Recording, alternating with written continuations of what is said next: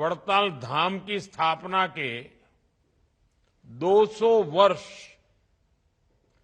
ये द्विशताब्दी समारोह ये केवल एक आयोजन या इतिहास की तारीख नहीं है।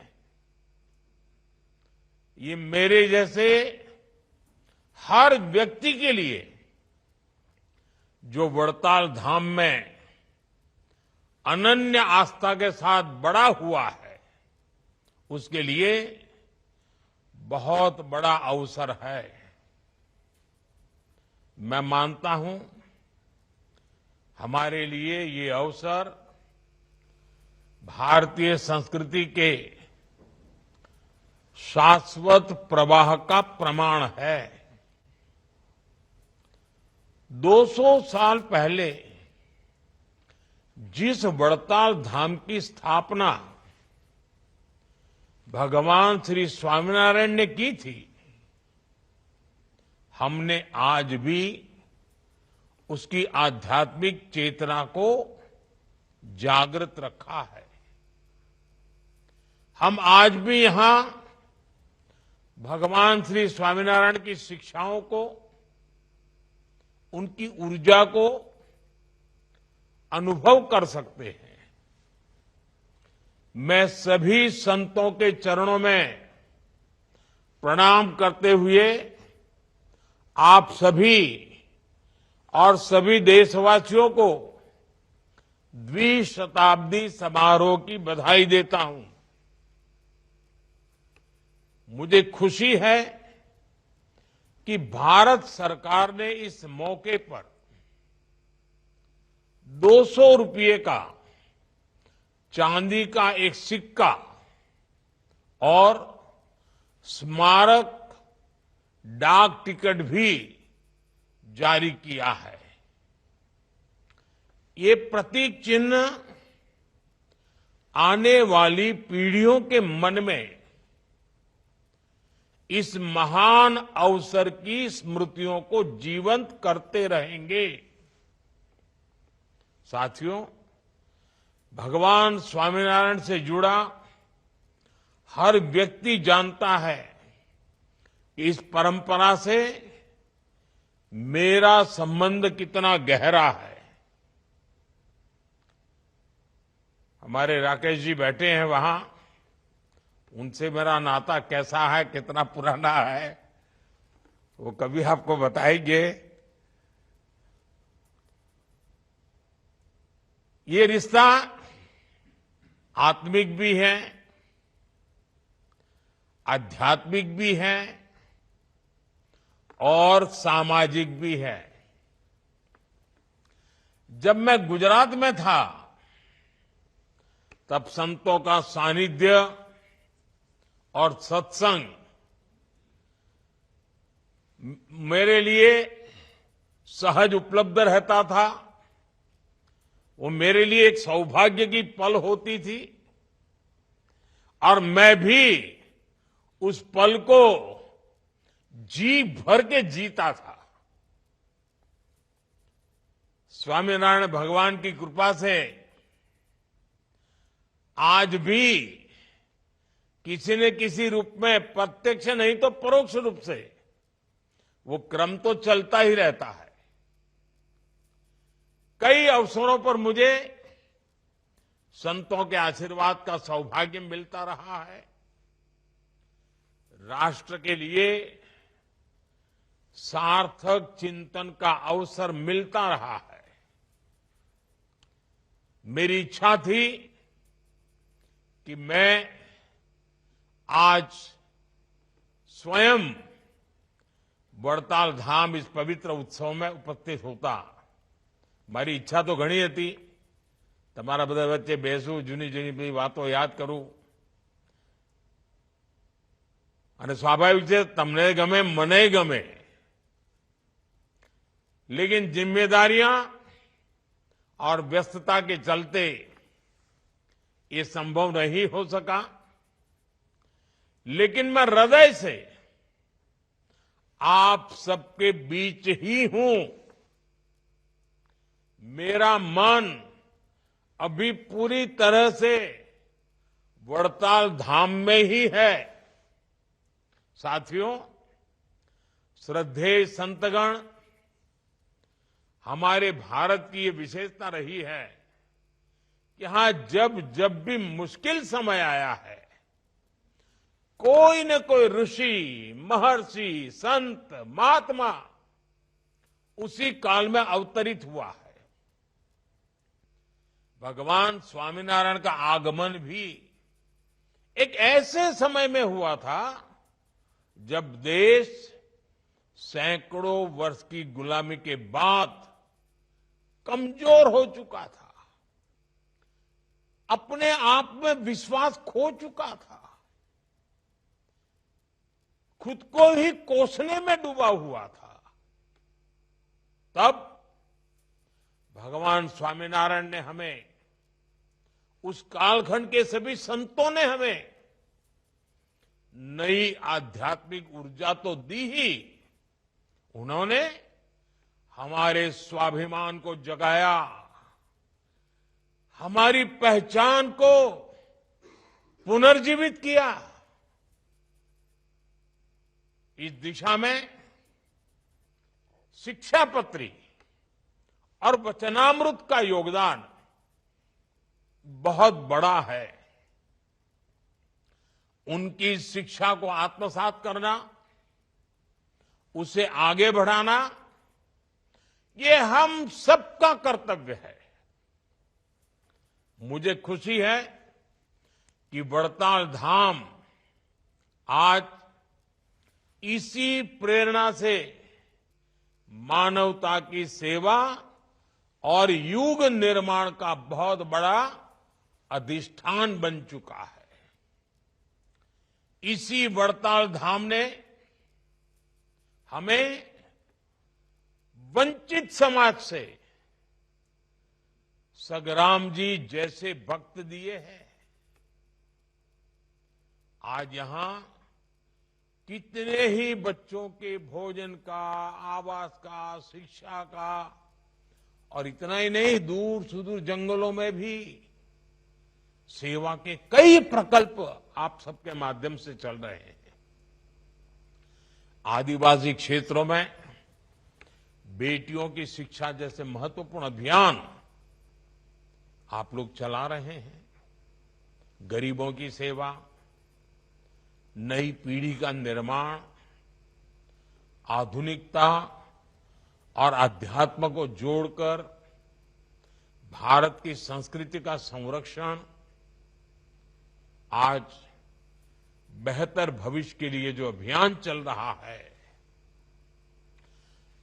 स्वच्छता से लेकर पर्यावरण तक, मैंने जितने भी आह्वान किए हैं, मुझे खुशी है कि आप सब संतों ने, भक्तों ने मुझे कभी निराश नहीं किया। मेरी हर बात को आपने अपनी खुद की बात मान लिया, अपनी स्वयं की जिम्मेदारी मान लिया और आप जी जान से उसको पूरा करने में लगे रहे।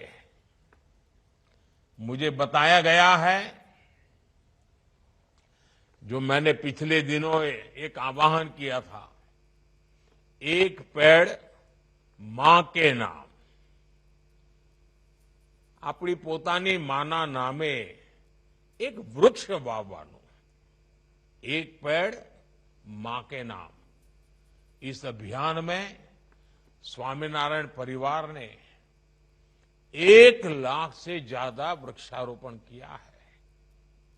साथियों, हर व्यक्ति के जीवन का एक उद्देश्य होता है, लाइफ का कोई पर्पज होता है। ये उद्देश्य ही हमारे जीवन को निर्धारित करता है, हमारे मन, कर्म, वचन को प्रभावित करता है। जब हमें हमारे जीवन का उद्देश्य मिल जाता है, तब पूरा जीवन बदल जाता है। हमारे संत महात्माओं ने हर युग में मानव को उसके जीवन के उद्देश्यों से साक्षात्कार कराया है। ये संत महात्माओं का हमारे समाज को बहुत बड़ा योगदान रहा है।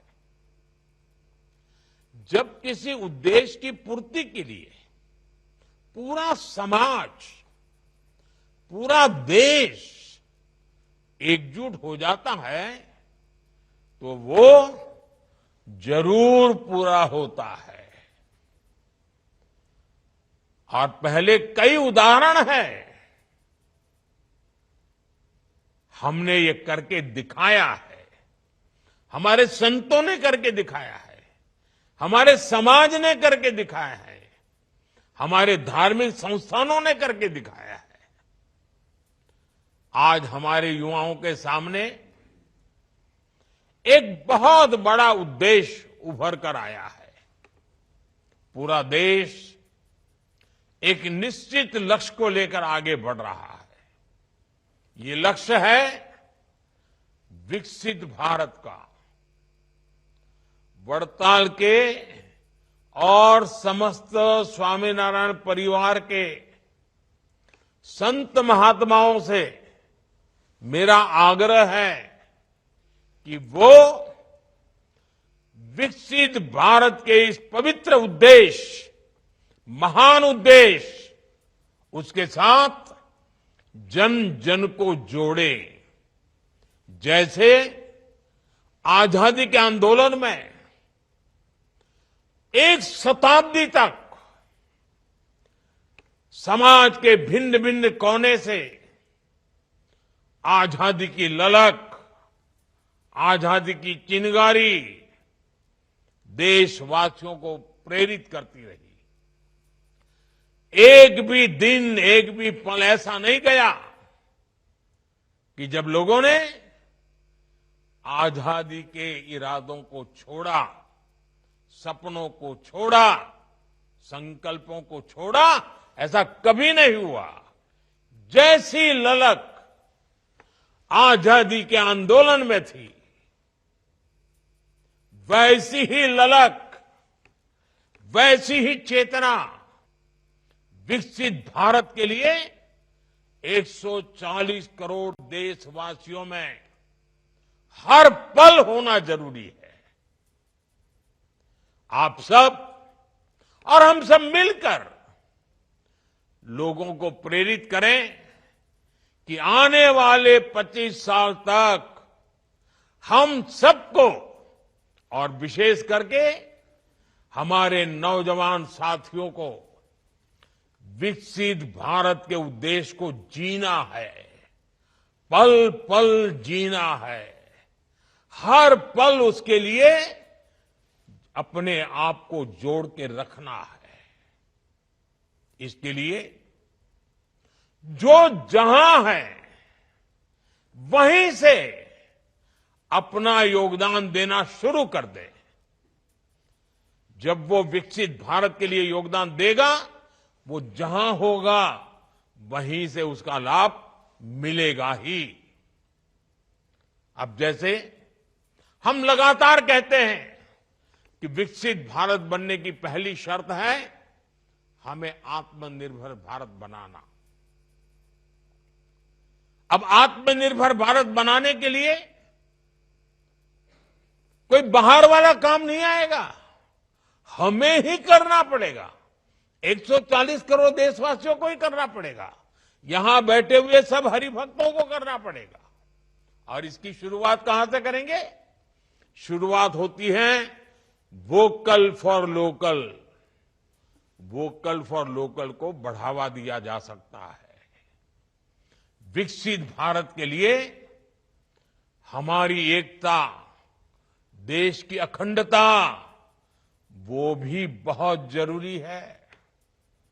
आज दुर्भाग्य से निहित स्वार्थ के लिए, छोटी समझ के कारण भारत के उज्जवल भविष्य के महत्वाकांक्षी उद्देश्यों को भूल करके